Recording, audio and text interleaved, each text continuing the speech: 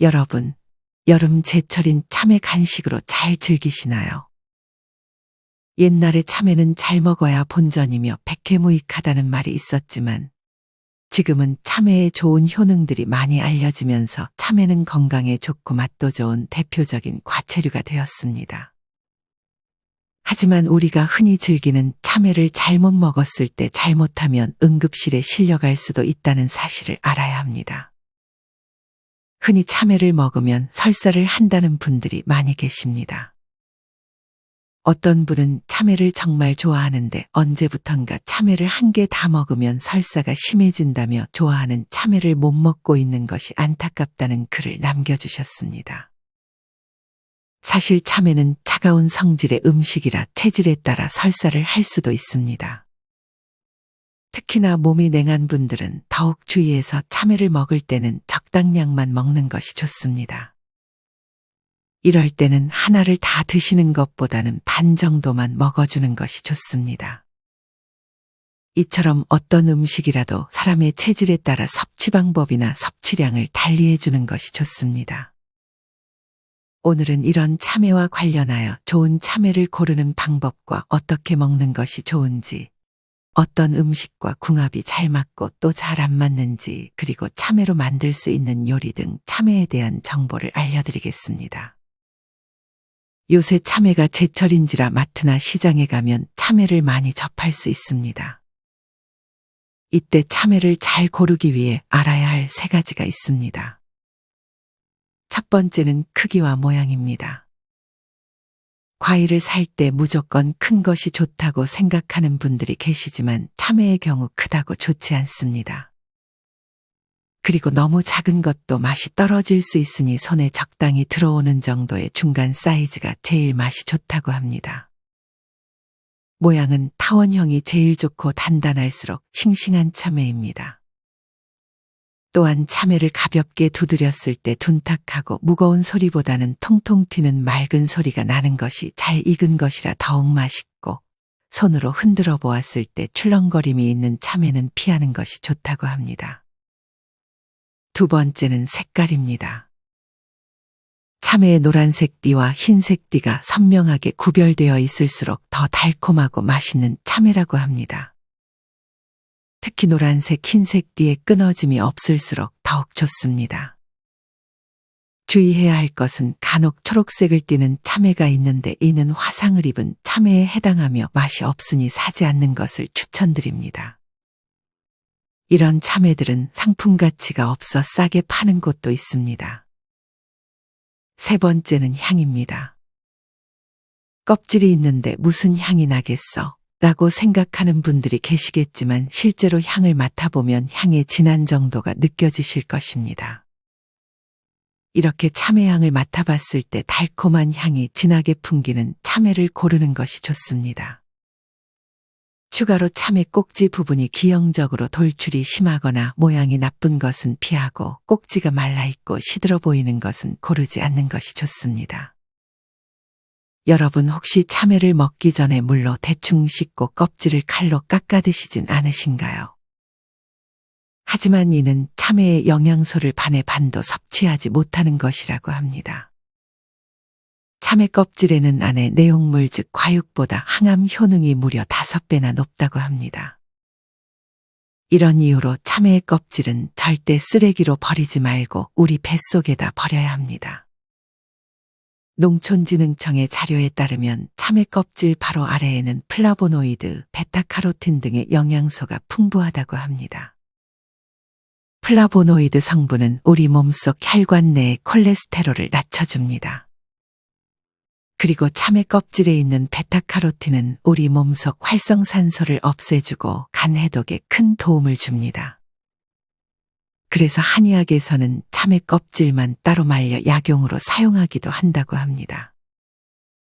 하지만 이렇게 참외 껍질까지 드시면 좋다고 했을 때 참외 껍질에 있는 농약 성분이 더 위험하지 않냐고 되물으실 수 있습니다. 이처럼 참외 껍질을 먹으면 농약을 먹는 셈이라며 안 먹고 말겠다고 하시는 분들도 많습니다. 아무리 과일과 채소 껍질에 영양소가 풍부하다고 한들 껍질에 남아있는 농약을 먹는다면 우리 몸에 해가 되지 않을까 염려할 수 있습니다. 하지만 참외 껍질도 잘 세척해주면 농약 걱정 없이 섭취할 수 있습니다. 식약처에서 소개한 잔류 농약 없이 과일 채소를 씻는 법은 물에 참외를 5분 정도 담갔다가 30초 정도 헹궈주기만 하면 충분하다고 합니다. 간혹 식초나 소금물을 이용하는 경우도 있는데 그냥 물로 하든 식초물 소금물로 하든 큰 차이가 없다고 하니 물로만 해줘도 충분합니다. 그래도 정 불안하시다면 과일 전용 세제를 사용해 세척해 줄 수 있고 밀가루를 이용해서 농약을 말끔히 씻어줄 수도 있습니다. 먼저 물에 밀가루를 3스푼 정도 넣고 잘 저어준 뒤 참외를 담가 놓습니다. 그리고 30분쯤 담가두었다가 흐르는 물에 가볍게 씻어주면 끝입니다. 막상 평소에 안 먹던 참외 껍질을 먹으면 두껍고 단단하고 식감도 거칠어서 먹기 힘든 경우가 있습니다. 이때는 백두꿀 참외와 광복꿀 참외를 먹어줘도 좋습니다. 이 참외들은 껍질이 얇고 당도가 높아 참외를 껍질째 맛있게 즐길 수 있습니다. 그리고 개인적으로는 가장 별미라고 생각하는 곳이 참외씨이지만 간혹 참외씨를 먹으면 배탈이 나서 참외씨를 빼고 먹는 분들이 있습니다. 이런 이유로 참외를 먹을 때마다 씨를 먹을지 말지 고민하는 분들이 계십니다. 하지만 참외씨를 먹고 배탈이 나는 경우는 대부분 상한 참외에만 해당이 되는 경우가 많다고 합니다. 그래서 싱싱한 참외라면 씨까지 함께 먹는 게 훨씬 좋습니다. 참외씨에는 칼륨과 인 등의 미네랄이 풍부할 뿐 아니라 섬유질도 많아 변비에도 탁월한 효능을 발휘한다고 합니다. 특히나 씨에 붙어있는 부분인 태좌에는 단단한 과육보다 5배나 더 높은 엽산과 비타민C가 포함되어 있습니다. 이 엽산은 임산부에게도 효과가 좋지만 노인들의 뇌기능을 개선시켜 치매 위험을 감소시켜주고 노화 방지, 뇌졸중, 심장마비, 동맥경화 예방에도 효과가 있다고 합니다. 또한 참외씨에 붙어있는 태좌에는 피부에 좋은 비타민 E 또한 풍부하다고 합니다. 간혹 싱싱한 참외라도 체질에 따라 그리고 너무 과하게 섭취하면 탈이 날 수 있으니 주의하는 것이 좋습니다. 여러분 참외씨에 기름기가 많다는 점 알고 있으셨나요? 참외에 웬 기름이라고 생각할 수 있지만 참외씨를 압착하여 얻은 기름인 참외씨유가 있을 정도로 참외씨에는 기름 성분이 많이 있기 때문에 장이 냉하거나 조금 예민한 분들은 과하게 섭취 시 설사를 할 수 있습니다. 참외를 특히나 주의해야 할 분들이 있습니다. 식품의약품안전처에 따르면 신장질환자의 경우 신장에 칼륨 배설 능력에 문제가 있을 수 있어 참외와 수박 등 칼륨이 많이 든 과채류는 주의해야 한다고 했습니다. 하지만 아직까지 과일로 인한 칼륨 섭취가 신장 기능을 현저하게 떨어뜨린다는 확실한 과학적인 데이터는 없다고 합니다. 어떤 음식이든 과하게 먹는 것만 피해주는 것이 좋은 방향입니다. 또한 만성심부전 환자의 경우 칼륨 함량이 높은 식품을 먹을 경우 고칼륨 혈증의 우려가 있기 때문에 참외뿐 아니라 호박, 시금치, 해조류 등은 주의해 주어야 합니다. 참외씨의 경우 소화가 안 되고 변으로 배출된다고 생각해서 그냥 안 드시는 분들도 있습니다. 이처럼 참외씨, 수박씨 등은 애초에 산성에 강하기 때문에 위액 등 소화액에 잘 소화가 안 된다고 합니다. 참외씨뿐 아니라 씨앗은 대부분 산에 강합니다. 그래서 참외씨의 소화를 돕기 위해서는 씨를 치아로 잘 씹은 이후에 삼켜주는 것이 효과적입니다. 마지막으로 참외의 영양소를 제대로 섭취하려면 참외 꼭지도 그냥 버리기에는 아깝습니다. 참외 꼭지를 먹어보면 쓴맛이 느껴지는데 이것은 쿠쿠르비타신이라는 성분 때문입니다. 이 성분은 항산화 작용으로 암세포 성장을 막아주고 간을 보호해주는 역할을 하며 심혈관 질환을 예방하는 데 도움을 줍니다. 다만 참외 꼭지에는 멜로톡신이라는 독성분이 들어있어 간혹 위를 자극해서 구토를 유발하기도 합니다. 그래서 참외의 꼭지 부분을 섭취하려면 말려서 섭취해 주는 것이 좋다고 합니다. 이렇게 말린 참외 꼭지를 이용해서 참외 꼭지차를 만들어 줄 수 있습니다. 참외 꼭지차를 만드는 법은 1리터의 물에 말린 참외 꼭지를 5에서 6개를 넣어줍니다. 이때 소량으로 넣어주는 것이 좋습니다. 그렇게 약한 불에서 10분 정도만 끓인 후 마시면 참외 꼭지의 좋은 성분을 다 섭취해 줄 수 있습니다. 참외의 경우 같이 먹으면 아주 좋은 음식과 피해야 할 음식들이 있습니다. 먼저 땅콩 등의 기름기가 많은 견과류와 참외를 같이 섭취하는 것은 피해 주어야 합니다. 물론 참외 먹을 때 견과류를 같이 섭취하는 분들이 많지는 않겠지만 둘 다 간식으로 먹는 음식들이니 이 부분에 주의가 필요합니다. 특히 술집이나 주점 등 과일 안주로 참외와 땅콩이 같이 나오는 경우가 있기 때문에 주의해야 합니다. 땅콩의 따뜻하고 기름진 성질이 참외의 차가운 성질과 함께 체내에서 만나게 되면 이 두 개가 섞이지 못하고 상호작용을 해서 위경련을 일으킨다는 내용은 이미 많이 알려져 있습니다.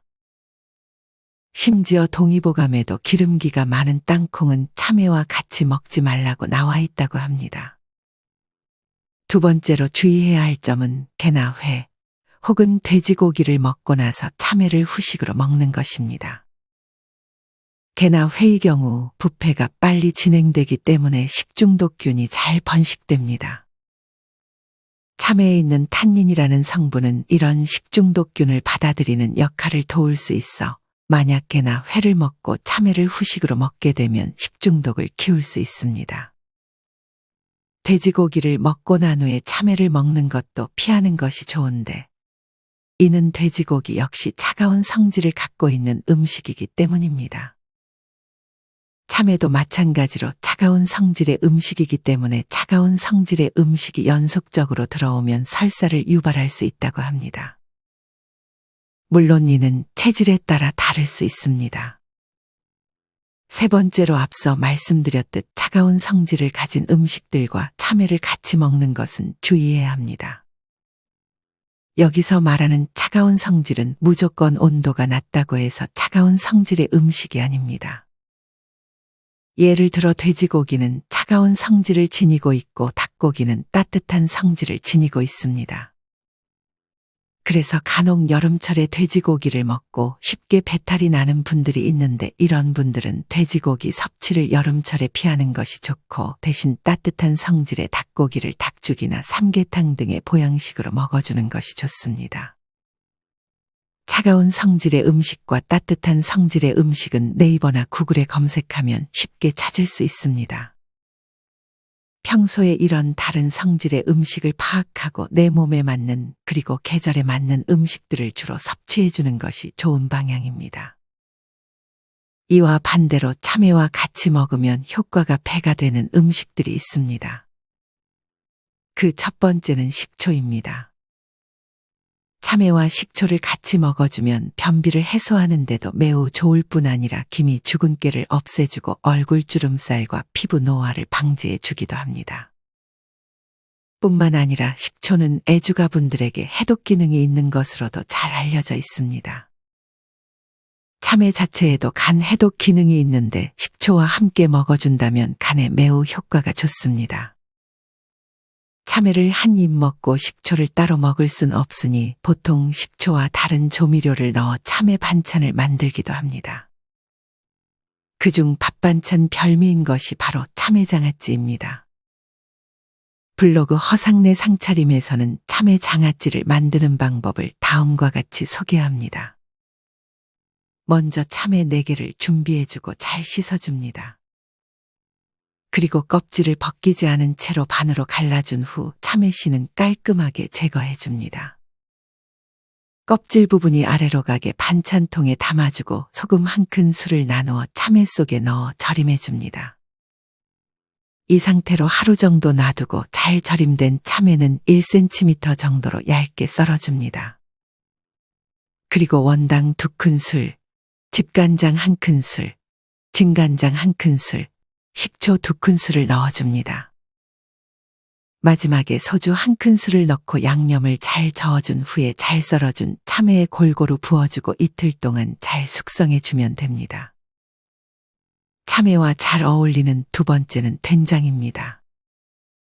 된장에 있는 콩에는 사포닌 성분이 간에 많은 도움을 준다고 합니다.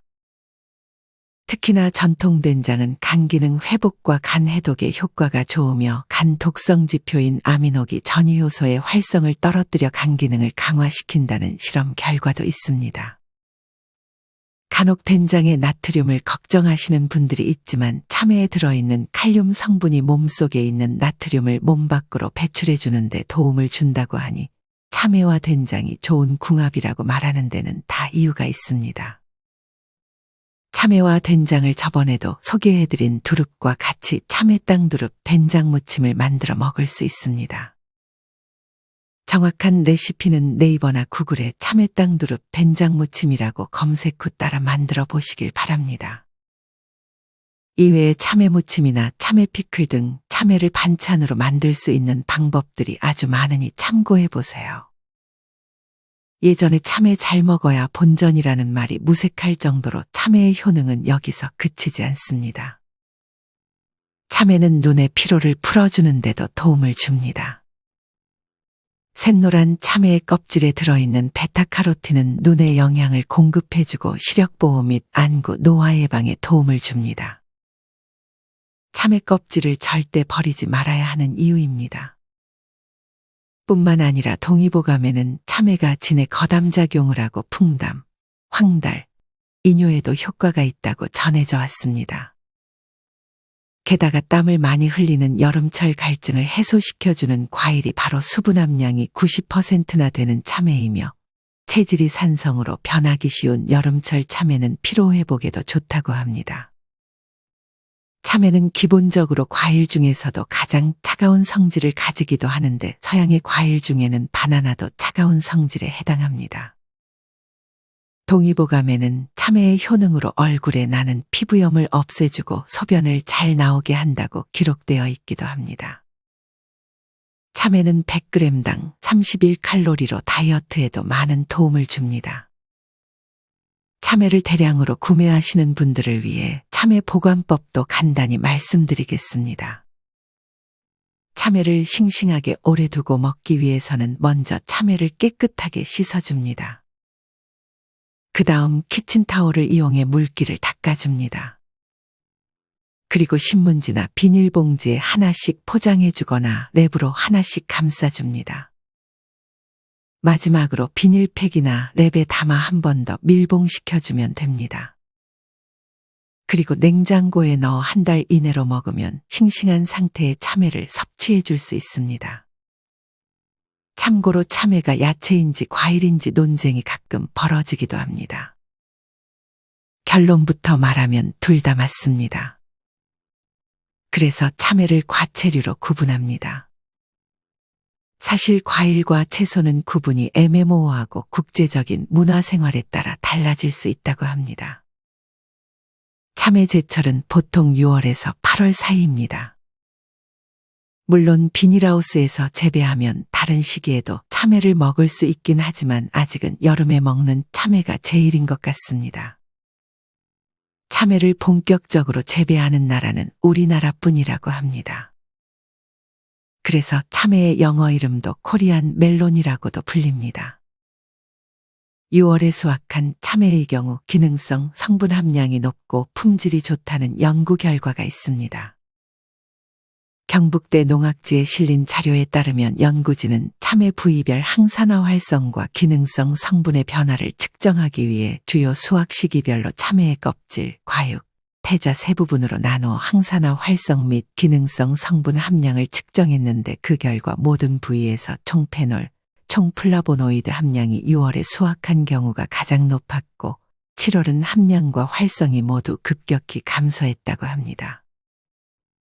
특히나 장마철에 비가 많이 오면 토양에 수분이 많아져 당도가 떨어지기 때문에 그 전에 참외를 먹는 것이 가장 맛있다고 합니다. 그래서 6월 초중순에 먹는 참외가 가장 영양도 좋고 맛도 좋다고 합니다. 뭐든 과하게 먹으면 탈이 날 수 있습니다. 이렇게 좋은 성분이 많이 들어간 참외를 적당량 즐기며 무더운 여름 맛있는 과채류인 참외와 같이 이겨내보는 건 어떨까요? 이상으로 오늘의 영상을 마치겠습니다. 우리 모든 구독자분들의 행복한 여생을 응원합니다. 다음에 더 좋은 내용으로 찾아뵙겠습니다. 감사합니다.